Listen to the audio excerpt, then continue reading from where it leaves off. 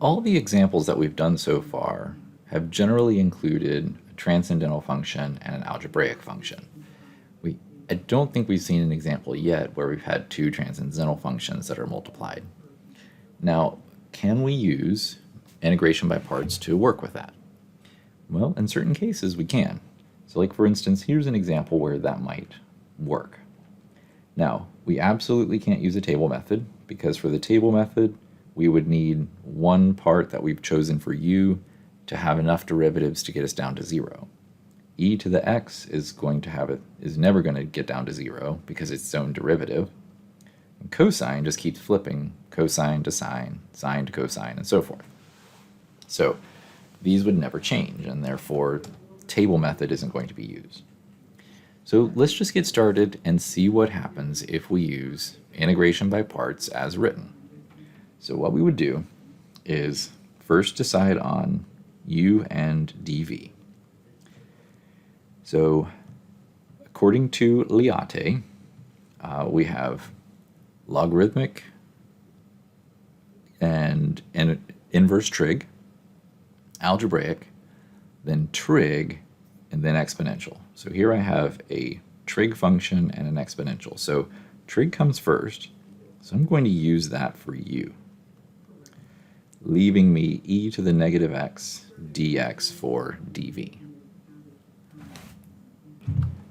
which would mean the derivative of u is going to be, so cosine has the negative derivative, so this would be negative 2 sine 2x dx, and then v, the integral of this function, would be negative e to the negative x. All right, if I apply my rule for integration by parts, it's going to be u times v, so negative e to the negative x cosine of 2x minus the integral of v du. These are both negative, so those will cancel, so it's still going to be minus, but let's say it's 2e to the negative x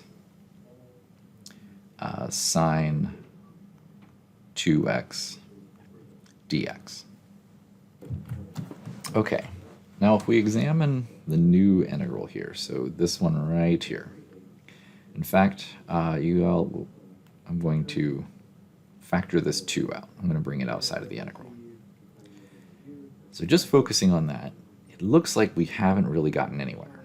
We've kind of flip-flopped back to sine, but I mean, nothing's really changed in the problem, which doesn't sound great because usually what we want is for this integral to be easier than the original so that we could integrate it and actually work it out.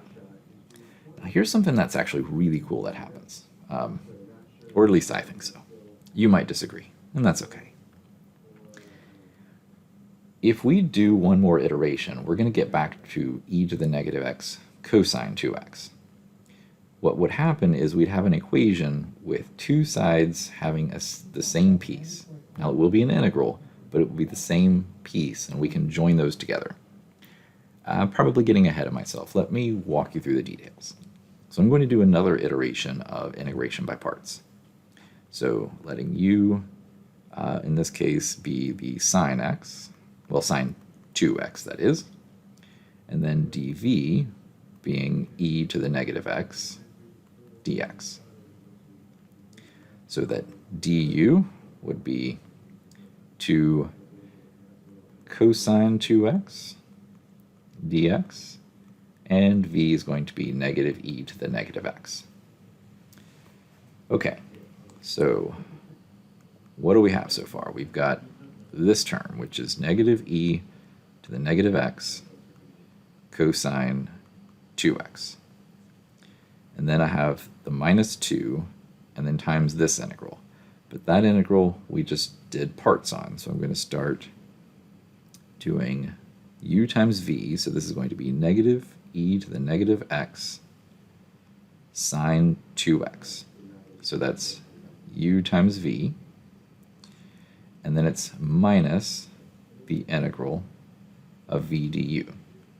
And I'm going to take the negative and make this positive, and I'm actually going to make this factor a 2 out again, and I will have e to the negative x cosine 2x dx on the inside of that integral. All right, so this is the integration by parts that I did in orange over here. Okay, let's see about simplifying some things. There's not a lot we can do, but I can at least distribute this negative 2. So let's at least do that. So e to the negative x cosine 2x. This is going to become plus 2e to the negative x sine 2x minus 4 integral e to the negative x cosine 2x dx.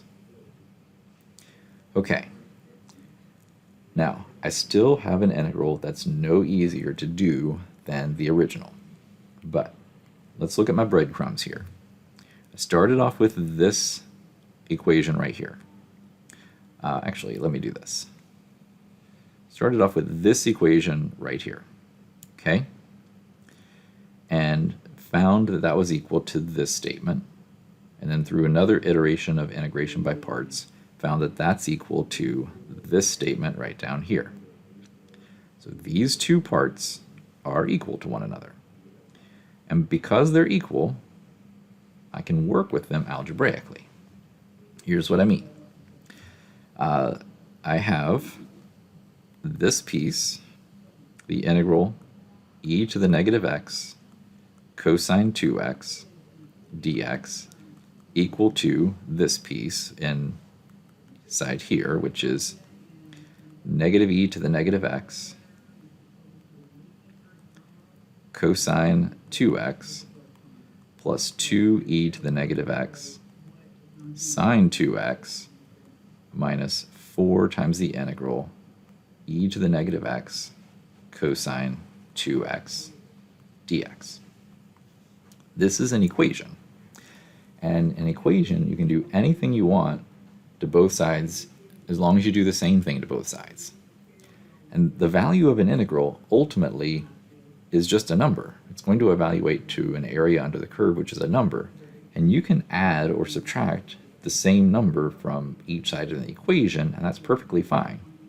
So for instance, if I were to add 4 times the integral e to the negative x cosine 2x dx to both sides of the equation. Oops, I need a 4 in there, sorry. 4 times the integral e to the negative x cosine 2x dx. It would cancel on this side. But what's going to happen on the other side is this. These integrals are the same value. So essentially, these two terms are like terms, and you can combine like terms by adding their coefficients. So this is just 5 times the integral from e to the negative x cosine 2x dx. And that's now just equal to these two terms here. Negative e to the negative x cosine 2x plus 2e to the negative x sine 2x. And if you'll notice, I now only have one integral left in this problem, and the value of that integral is equal to this constant over here. This is, well, it's a function, of course, but it no longer involves any integral terms, so therefore this integral is equal to this. I could tack on a plus c and I'm practically done. The only thing that I need to really handle is this multiplier of 5, and I can just divide through both sides by 5 and get my final answer.